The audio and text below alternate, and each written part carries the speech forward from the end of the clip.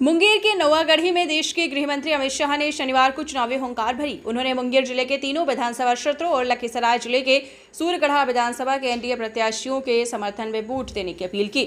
इस दौरान उन्होंने कांग्रेस और महागठबंधन पर वंशवाद और भ्रष्टाचार का आरोप लगाया। उन्होंने कहा कि लालू राबड़ी का जंगल राज या मोदी नीतीश का विकास राज फैसला 6 नवंबर को जनता करेगी। दरअसल 6 नवंबर को होने वाले बिहार विधानसभा चुनाव के मद्देनजर गृह मंत्री अमित शाह मुंगेर के नवागढ़ी मैदान में आयोजित एनडीए के विशाल जनसभा को संबोधित करने पहुंचे। भव्य पंडाल में हजारों की भीड़ मौजूद रही। सभा में मुंगेर, जमालपुर और सूर्यगढ़ा विधानसभा के एनडीए प्रत्याशी, मध्य प्रदेश के सांसद समेत कई वरिष्ठ नेता मौजूद रहे। वहीं अपने संबोधन की शुरुआत में अमित शाह ने मुंगेर की जनता को छठ पर्व की शुभकामनाएं दी और भारत माता की जय तथा जय श्री राम के नारे लगवाए। उन्होंने बिहार के प्रथम मुख्यमंत्री डॉक्टर श्री कृष्ण सिंह को नमन करते हुए कहा कि ये चुनाव तय करेगा कि क्या बिहार में जंगल राज लौटेगा या विकास का राज कायम रहेगा। अमित शाह ने लालू यादव, राबड़ी देवी और कांग्रेस पर करारा प्रहार करते हुए कहा कि मोदी जी को बिहार के गरीब और युवाओं की चिंता है, जबकि लालू अपने बेटे की और सोनिया राहुल गांधी को प्रधानमंत्री बनाना चाहते हैं। ये वंशवाद की राजनीति करते हैं। उन्होंने कहा है कि लालू शासन में चारा घोटाला, RRCTC घोटाला और जमीन के बदले नौकरी जैसे भ्रष्टाचार हुए, जबकि मोदी सरकार ने भ्रष्टाचार मुक्त शासन दिया है। उन्होंने कहा कि मोदी सरकार ने कश्मीर से धारा 370 हटाकर ऐतिहासिक काम किया और आतंकवाद पर सख्त कार्रवाई की, जबकि कांग्रेस आतंकियों को बिरयानी खिलाने का काम करती थी। उन्होंने नीतीश कुमार के सुशासन की सराहना करते हुए कहा कि 2005 में बिहार से जंगल राज समाप्त हुआ था। अगर एनडीए सत्ता में लौटेंगे तो बिहार फिर से विकसित होगा। अमित शाह ने कहा कि महागठबंधन में ना तो नीति है और ना नेतृत्व, ना नियत, ना उनका कोई चेहरा नहीं है। उन्होंने घोषणा की कि उड़ान योजना के तहत मुंगेर को एयरपोर्ट से जोड़ा जाएगा, जिससे लोग मात्र 2500 रुपये में दिल्ली तक यात्रा कर सकेंगे। उन्होंने कहा कि मुंगेर को रामायण सर्किट से जोड़ने की योजना है। अयोध्या में राम मंदिर बन चुका है और अब बिहार में 850 करोड़ की लागत से जानकी मंदिर का निर्माण हो रहा है। कष्टहरणी घाट, सीता चरण और सीता कुंड का भी विकास किया जाएगा। अंत में अमित शाह ने मंच से उपस्थित हजारों समर्थकों को एनडीए प्रत्याशियों को विजयी बनाने का संकल्प दिलवाया और कहा कि बिहार में फिर से विकास और सुशासन की सरकार बनेगी।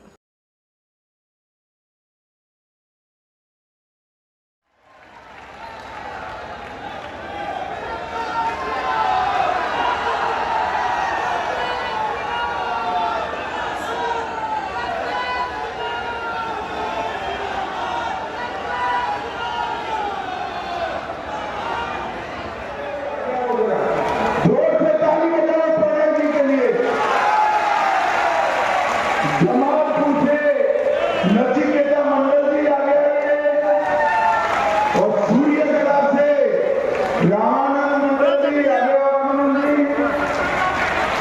ये तीनों प्रत्याशियों को प्रचंड बहुमत से विजयी बनाना है, विजयी बनाना है।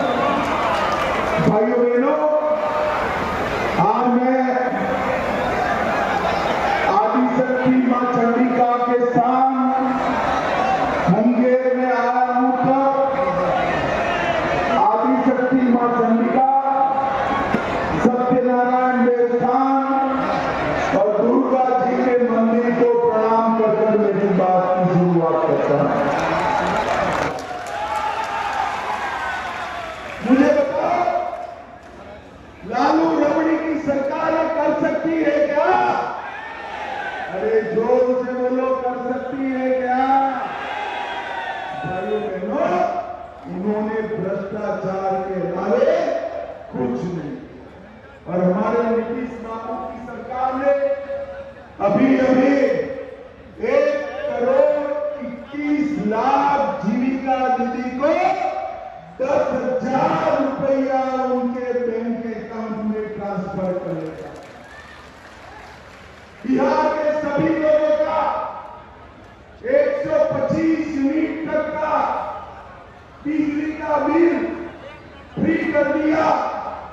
पटना में मेट्रो बन रहा है। युवाओं को बेरोजगारी भत्ता 1,000 मिलेगा। विधवा पेंशन 400 से बढ़ाकर 1100 कर दिया। बुजुर्गों की पेंशन 400 से बढ़ाकर 1100 की और आंगनबाड़ी सेविकाओं का भी हमने 7,000 से 11,000 किया। ये कुछ लालू जी कर सकते हैं क्या? जरा जोर से बोलो, कर सकते हैं क्या? नीतीश जी ने ये सभी चीजों को आगे बढ़ाया और मोदी जी ने 8 करोड़ लोगों को 5 किलो अनाज प्रति व्यक्ति प्रति माह मुफ्त में दिया। 87 लाख लाभार्थी को, 87 लाख लाभार्थी किसानों को 6,000 रुपया हर साल 29,000 करोड़ दिया। 44 लाख बिहार के गरीबों को कर दिया। 3 करोड़ 53 लाख गरीबों को 5 लाख तक का पूरा इलाज मुफ्त कर दिया और 35,000 से अधिक गांव ओडीएफ प्लस करे। 44 लाख शौचालय बनाए। 1 करोड़ 60 लाख 1 करोड़ 60 लाख घरों में पीने का पानी पहुंचाने का काम नरेंद्र मोदी। और भाइयों बहनों, मोदी जी ने बिहार के गरीब और युवा का चिंता करा और लालू जी को चिंता है अपने लाल को मुख्यमंत्री बनाने और सोनिया जी को चिंता है राहुल जी को प्रधानमंत्री बनाने। भाइयों बहनों, जो लोग अपने बेटे बेटी को मुख्यमंत्री प्रधानमंत्री बनाना चाहते हो, वो बिहार के युवाओं का भला कर सकते हैं क्या? जरा जोर से बोलो, कर सकते हैं? परिवारवाद के चलते वो अपने परिवार का ही भला करे। ये लालू जी ने 15 साल में चारा घोटाला किया, लैंड फॉर जॉब स्कैम किया, IRCT होटल का घोटाला किया, अलग तारा का घोटाला किया, बाढ़ राहत का घोटाला किया, BPSC भर्ती का घोटाला किया और कांग्रेस ने 12 लाख करोड़ के घपले घोटाले और भ्रष्टाचार किए। आप मुझे बताओ, नीतीश बाबू और नरेंद्र मोदी जी पर ये 20 साल में 25 पैसे का भी भ्रष्टाचार का आरोप लगा है क्या? जरा जोर से बोलने लगा है क्या? हमने भ्रष्टाचार मुक्त शासन देने का काम किया।